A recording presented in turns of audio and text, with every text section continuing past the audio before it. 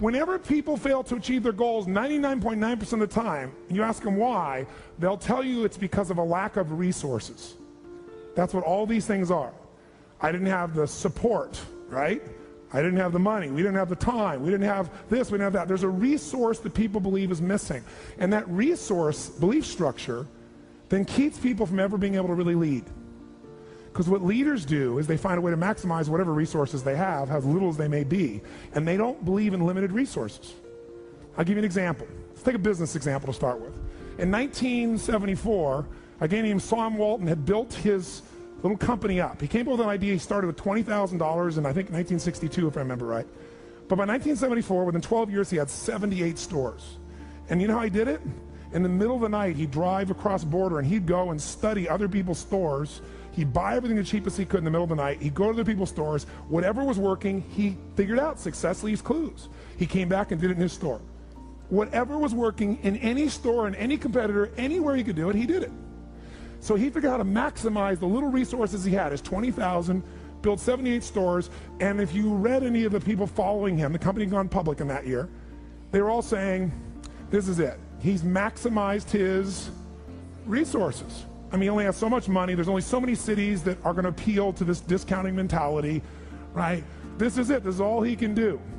And the word on Wall Street was, sell.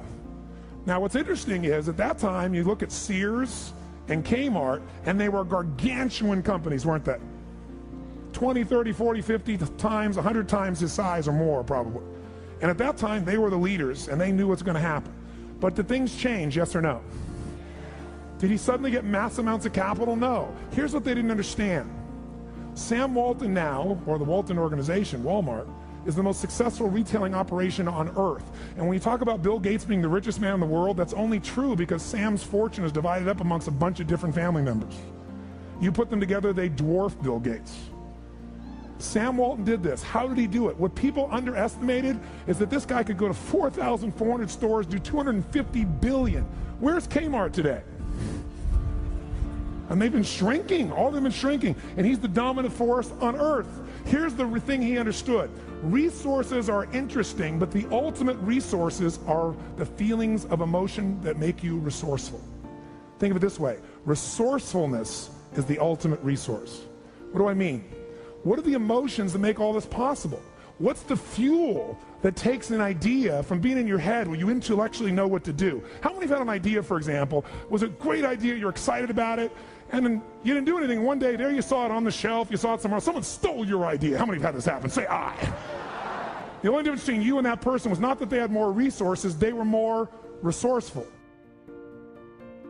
When people are beset with a catastrophe, like let's say the death of their father, that they are prone to use that as an excuse for not going about the business that they should be going about. Because they can say to themselves, well, I would accept. And accept, there's always good reasons. I mean, believe me, there's always good reasons for not doing what you should. That's for sure. The reasons pile up day after day to not do what you should, especially because you're aiming at things in the future. You can put them off indefinitely, right? Because of the demands of the day. Like, there's no excuse whatsoever for not getting at what it is that you should be doing. It's absolutely reprehensible to justify your inaction with a catastrophe that extracts mercy from other people, right? There's a tricky game that's going, well, of course I can't do that. Look at the terrible thing that's just happened to me. It's, yeah, okay, I understand. You're absolved of any necessity to move forward because of your current catastrophe. It's like, well, actually you're not. And it's rather rude of you to use it as an excuse. And it's certainly counterproductive. The bravery and discipline to say no to your many good opportunities. What destroys a great company is actually opportunity bloating. Too many good opportunities. So literally, you diffuse your team's bandwidth and you get distracted. And you see with so many companies right now, they sort of found their sweet pocket and they were absolutely winning in their marketplace. And they decided to go, we've got this app that is really changing the game and owning the marketplace. Let's get into food delivery. Let's get into this. Let's get into that. It happened to General Electric as well. And you probably know they decided at one point, if we can't be one or two in any market, we're going to get out of that market. That's the key point I'm trying to make. Know your mighty mission, know your monomaniacal focus, and then have the discipline to say no to everything else so you can lock and load on your finest opportunity to completely change the game. I was 25 or so. I probably weighed about 138 pounds. I smoked like a pack of cigarettes a day. I drank tremendous amount of alcohol. I was from northern Alberta, this rough little town up in northern Alberta called Fairview, and there were long winters there, and my friends were heavy drinkers, and most of them dropped out of school by the time they were 15 or 16, went off to work on the oil rigs, and it was a rough town, and we drank a lot. I started when I was 14, and and so I had a lot of bad habits, let's say, and things that were, and I wasn't in great shape physically, and I was also still intellectually obsessed by, as I am now, and so that would have been in 85. But I decided around then, about 85, 84, something like that, maybe a little earlier, that I was really going to try to get my act together, and so I started doing that. First of all, I quit smoking. Well, that took a long time because I eventually had to quit drinking too in order to quit smoking, and I started working out, started playing sports, which I'd never done. I had a fine time when I was a kid, but I needed really to get disciplined, and I had to do it because I was working on these hard problems that that I've been discussing with all of you, and I've been working on them really obsessively since I was probably about 18, maybe even earlier than that. Got to the point around 25 when I was in graduate school trying to get my PhD, doing all my research. Like, I published 15 papers by the time I graduated with my PhD, which was by a fairly large measure the most papers that any graduate student at that time had ever published at McGill. I think that's right. It might have been twice as many, or maybe twice as many, maybe even 3 times as many. And at the same time, I wrote Maps of Meaning, which was a terribly difficult thing to do, because I was writing about 3 hours a day doing that, and I couldn't do all that and continue with my misbehavior, my sort of, my what would you say, my hedonistic, my massive hedonistic consumption of alcohol and all of that. I just couldn't keep it up, and also work seriously on the issues that were at hand. So I had to stop. That's a sacrifice. I had to stop. I'm the kind of person that believes you should always make decisions with your heart and soul. You can use your brain for math. You can use your brain to look at the fine print in a contract.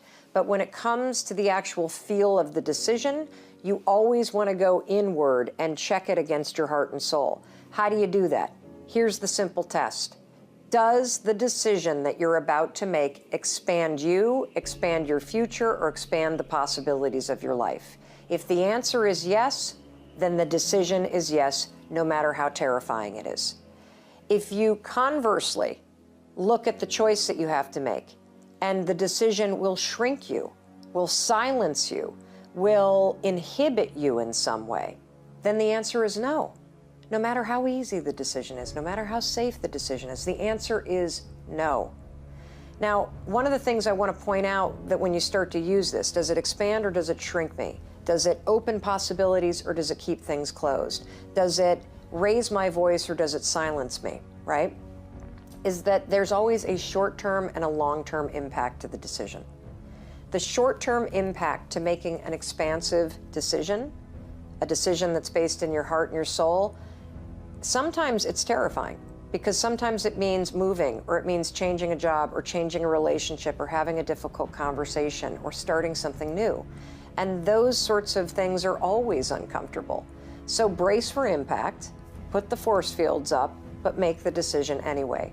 Because the long-term impact of making a decision from your heart and soul, that is where the best life comes from. Because you're living for what's true for you. You're actually tougher than you think. You never knew that.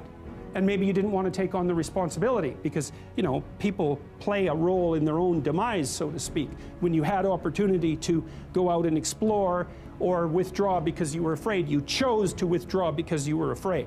So it's not only that you were overprotected often, it's that you were willing to take advantage of the fact that you were overprotected and run back there whenever you had the opportunity. You know, so maybe you're a kid in the playground, right, and you're having some trouble with other kids, and you know in the back of your mind, I should deal with this myself, but you go and tell your mom and get her to intervene. And you know that that's not right. You know that you're breaking the social contract, but it's easier, and so that's what you do. You run off to an authority figure and hide behind the Great Father, right, roughly speaking. Well, the problem with that is you don't learn how to do it yourself. So then you have to relearn it painfully when you're 40. So then you take people out. You say, well, what are you afraid of? Rank it from 1 to 10. So 10 is, we'll make a list of 10 things you're afraid of. The thing you're least afraid of, we'll call number 10. So we'll start with that. Okay, well, I'm afraid of elevators. Okay, well, let's look at a picture of an elevator. Let's have you imagine being in an elevator. Let's go out to an elevator and let you watch the terrible jaws of death open, because that's how you're responding to it symbolically, right? And you're going to do that at the closest proximity you can manage. You find out, you go do that, it works. You're nervous as hell, especially from an anticipatory perspective. Shaking. You go out, you stop, you watch it happen, and you actually calm down. You do that 10 times and it no longer bothers you. Well, what you've learned that you didn't die, but more importantly than that, you've learned that you could withstand the threat of death. That's what you've learned. And then you move a little closer, and then you move a little closer, and then you move a little closer, and finally you're back in what's no longer the elevator from a symbolic perspective. It's a tomb, right? It's a place of enclosure and isolation.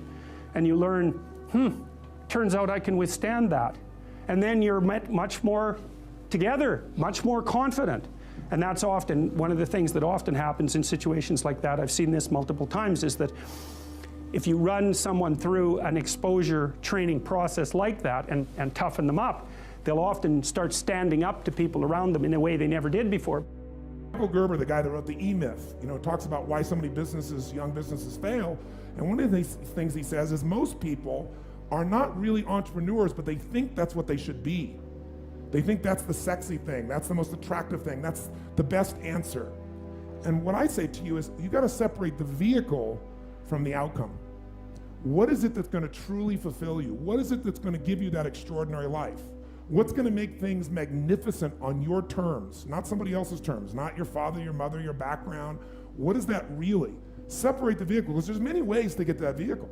But I'm saying sometimes you got to reevaluate what's going to really make you fulfilled. What is your gift? Are you an artist? Are you the talent that can produce something no one else produces as a skill or a product or a service or some impact? Are you incredibly good at management? You really know how to manage or lead people?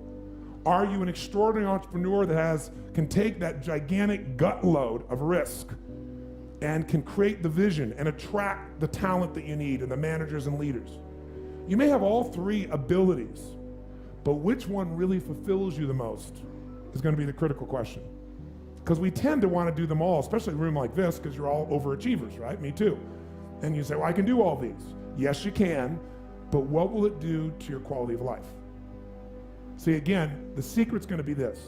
What is an extraordinary life on your terms today? I remember being in Soho, New York, and I walked into one of the stores and I bought a coat. And I was leaving on an airplane for home later that day, and I asked the person who was taking care of me, I said, is it possible, and that's a great respectful way to ask for something, is it possible to get this coat hemmed and adjusted a little bit for me? And I said, the thing is that I'm leaving later today. And he looked at me, and I've never forgotten it, because we all have these people in our lives who say one thing or show up in a certain way, and they stay with us for the rest of our lives. And he said to me these words. He said, I'd love to do that for you. I'd love to do that for you. And again, the whole brain tattoo I'm trying to deconstruct here is make your I can larger than your IQ. I remember being in Prague, And I asked someone on the other, again, I spent a lot of time in hotels, and I said, is it possible to do this? And here was the reply on the other end of the phone. I think it was someone from the front desk, or maybe it was room service. And I try to eat as clean as possible. So probably it was a request, could I have olive oil and fresh lemon or lemon as the salad dressing? And here's the reply. Just to really lovingly and respectfully and hopefully fluently and elegantly bring this leadership insight home to you. I said, is this possible? And his reply was, anything is possible. So it's really easy to get seduced and stuck into a mindset of can't. You know, someone says, let's start a new business. Someone says, here's a great poetic project that if we release it to the world will help us own our marketplace. And it sounds very obvious again, but ask yourself this, is your default reply a symptom of a mindset of can't, or do you have a mentality of possibility? When someone says, here, read this book, do you shift into can't or can? When someone says, hey, you know what? I'm amped to run a marathon. Do you go, I can't? Is that your default setting in your neurobiological hardwiring? Or do you go, absolutely, or I'd love to do this? You know, it's really, really important, and that is one of the core distinctions of leadership, isn't it? Success and failure are not giant events. They don't just show up. You don't just suddenly become successful or suddenly have this cataclysmic event that makes you fail. It may look that way, but failure comes from all the little things. It's failure to make the call. It's failure to check the books. It's failure to say, I'm sorry. It's failure to push yourself to do things physically that you don't want to do. And all those little failures day after day come together until one day some cataclysmic event happens and you blame that. That event happened because you missed all the little stuff. Do you agree with me? And success, by the way, is not some overnight event. It's all these little things. Success is having a vision. Success is making it compelling. Success is really seeing it and feeling it every day with strong enough reasons. Success is feeling the sense that I'm here to grow and I'm here to give something to the world more than just myself. All the little stuff. That's where success comes from. In business, it comes from delivering more than anybody could imagine. All those little things add up. People go, wow, that's who I want to do business with. Every great hero was broken. Now, if you were to look at Nelson Mandela, he suffered more than most people. If you were to look at Mother Teresa, she went through incredible adversity over the course of her journey. If you were to study Mahatma Gandhi, Nelson Mandela, Rosa Parks, Shakespeare and Tolstoy. If you look at any great artist, a Picasso, a Jean-Michel Basquiat, if you look at the great world builders, they all suffered. Let me put it to you this way with great love and respect. They all outsuffered the majority. And what I'm suggesting to you is pain can be transformed into power with the intention to transform pain into power. You see, what most people do is, this is why most good people lose. They stumble and they fall and they become heartbroken or disappointed by life's challenges that happens to every single one of us. I mean, just to be very authentic, as I always want to be in these Mastery Sessions episodes, I've gone through a lot of hardship in my life. When I was, going through school, very few people believed in me, and I was dismissed and called very, very average. And the principal at the school I was at said, you're not even going to get into university. And you might know my backstory on The Monk Who Sold His Ferrari, but that was a self-published book. And I was at the American Booksellers Conference in Chicago with a cover of one of my books around my neck, shaking hands with all the agents that were coming up the escalator.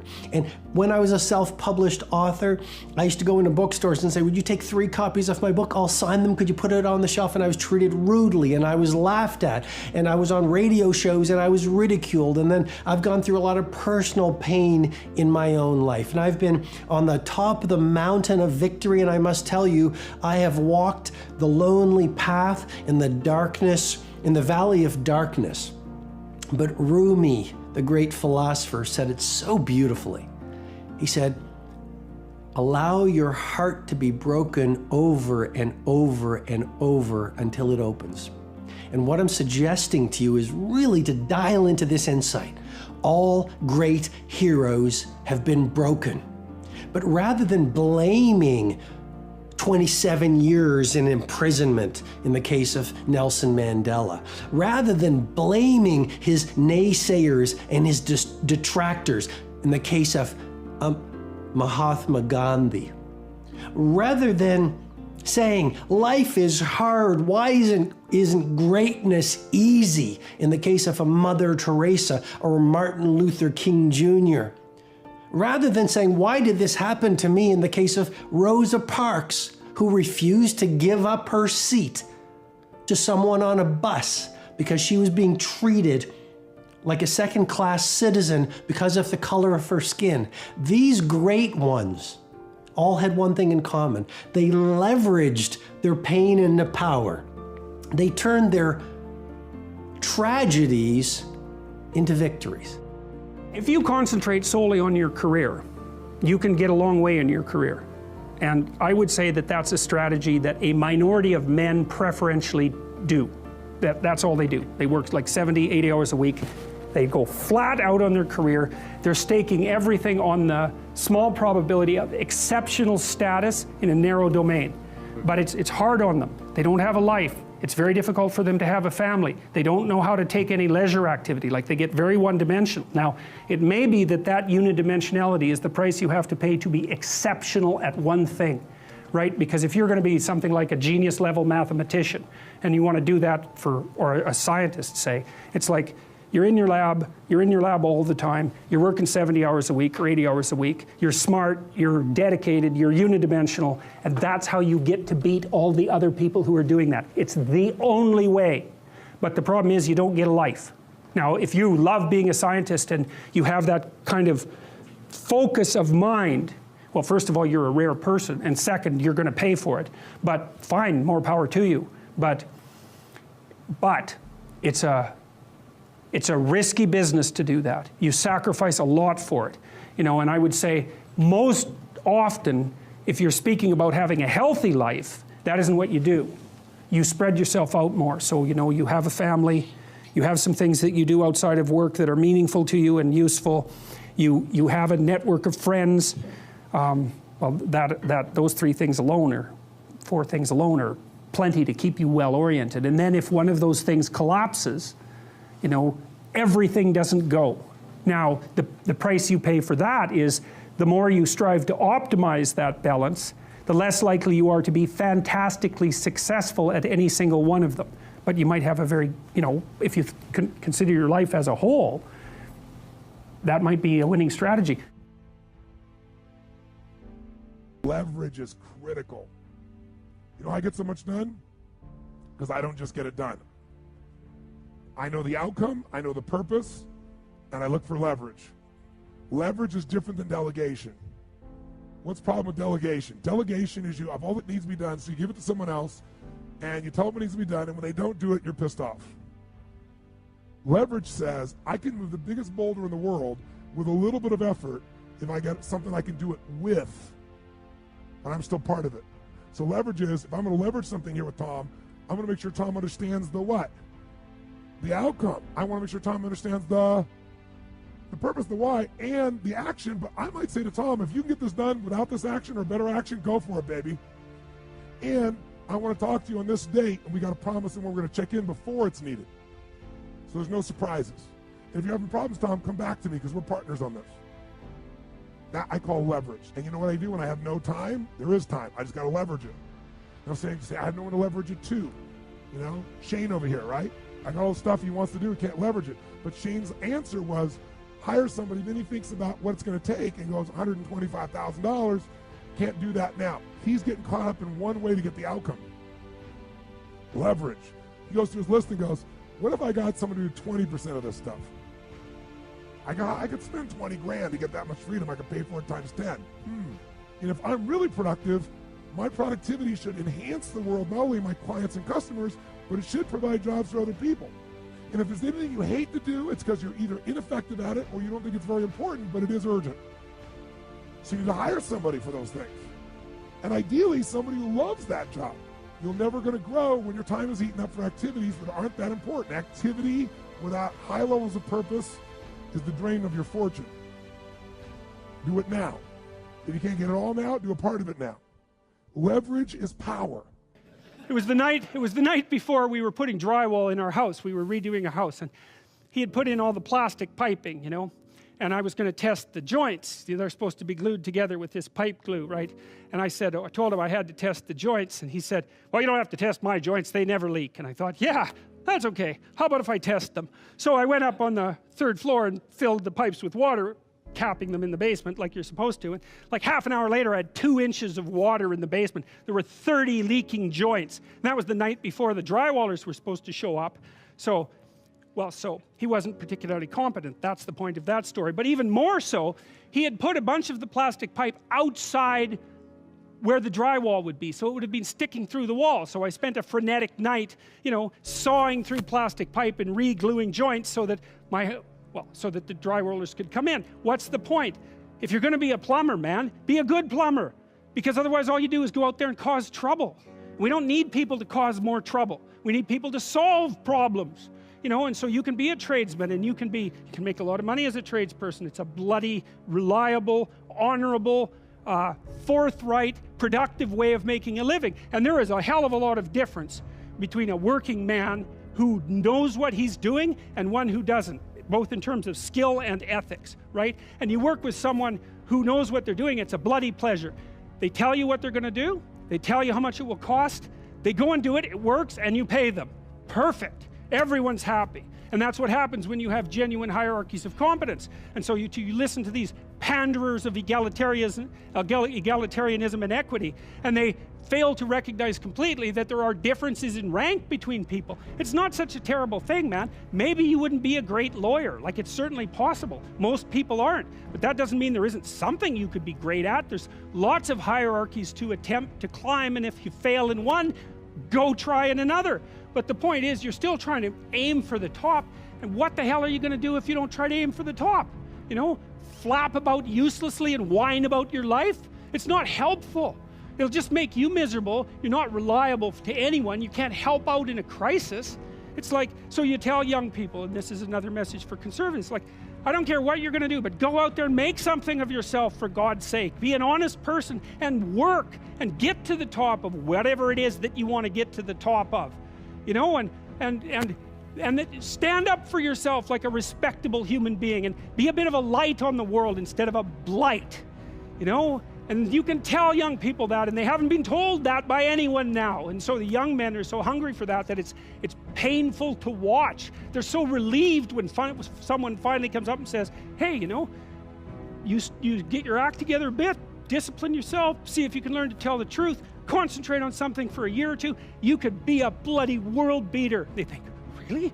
That's possible? Wow, that would be interesting. That might make life worth living. It's like, yeah, it might. So why don't you go do it? That's what the damn universities were supposed to be teaching people, and they've forgotten that. I went to Harvard a month and a half. I used to teach there, and I talked to a bunch of students, you know, and I told them, it's not easy to get into Harvard, you know. Like, you're a valedictorian if you're at Harvard. And not only are you a valedictorian, you're way better than most people at least 2 other things, or you don't get in. And so, like, I don't know what the acceptance rate is, like 5%, and believe me, not everybody applies, so it's a very selective school. And so why am I saying that? It's like, these are high quality kids. So I told them what I just told you. It's like, here you are at Harvard. It's like, get yourself educated, man. Read some books, learn to talk, learn to think, make yourself into something. Get the hell out there and make the world that put you here happy that you were put there in that great institution. You know, and they came up to me afterwards and said, God, I wish someone would have told us that when we were in our first year. It's like, Jesus, why didn't someone tell them that? For God's sake, it's supposed to be the greatest university in the world. Is it so difficult to figure that out? That's what I've created for my life, and anyone I know succeeded. I'm a 17-year-old kid from Azusa, California, with no real education other than self-education, with no background, with parents that did their best, all of them,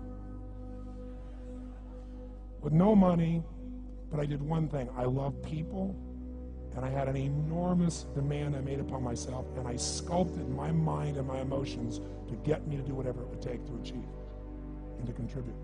But to do that, I did it by using my body and changing my focus. I did it by putting myself in a peak physiology and using what I call incantations. Can you train yourself to believe something, yes or no? Absolutely. How many have ever made the fatal mistake of going to Disneyland or Disney World, and while you're there made the fatal mistake of going to a ride called It's a Small World After All? What happens for about a week after you're out of that damn place? You're still singing this thing in your head in 24 languages, right? Well, let me tell you something. How many of you have things when you want to go achieve them and this part of your voice goes, oh, it's not going to happen, or forget it? How many got a voice that sometimes interrupts that good pattern? Say I. And what you want to do is train a new one. So starting when I was 17, I started doing incantations, not affirmations. Affirmation, you go, I'm happy, I'm happy, I'm happy, I'm happy, I'm happy. What's the problem? You haven't changed your what? Your what? Physiology. If you don't change your physiology, you won't get anything. So an incantation is not only you speak it, but you embody what you're saying with all the intensity you can. And you do it with enough repetitions that it sticks in your head. Like It's a Small World, now the conversation in your head is always the same and it gives you what you want. So you use your body and your voice. So 17 years ago, I started doing things. I was working for Jim Rohn, this speaker, and I was 17 years old. I had long hair, minestrone soup, acne on my face. And I was trying to call on Bear Stearns type of people and convince them why they should go to this man's seminar and be more successful. I was driving a 1968 Volkswagen that I had earned at $40 a week as a janitor. The only way I did it was park far from the building and then go in, and I love people and I believe, but I put myself in state, and I was able to influence people that were far more successful than I was at the time. I would do something that I still do backstage and have done for 23 years because I don't hope I'm going to be in a good state, I demand it. So I do an incantation using my whole body. I'd say, I now command my subconscious mind to direct me in helping as many people as possible live today to better their lives by giving me the strength, the emotion, the persuasion, the humor, the brevity, whatever it takes to show these people and get these people to change their lives now. And I would do that literally driving in my Volkswagen to a meeting in LA on the freeway for 40 minutes. People are looking, I'm screaming at the top of my lungs. They're going, I know he's a serial killer. I know he is. But by the time I entered that room, when two people meet, if there's rapport, the person who's most certain will always influence the other person. And I was totally certain, and they were trying to get revved up to certainty. Do you agree with this? Yes or no? I do another one because I was poor. I changed my mindset. I kept doing things, but I never got beyond it. I'd say God's wealth is circulating in my life. His wealth flows to me in avalanches of abundance. All my needs, desires, and goals are met instantaneously by infinite intelligence, for I'm one with God and God is everything. And I would imagine the abundance of my life, and I would feel so grateful. And a year later, I went from making $38,000 a year to making $1 million a year in 1 year.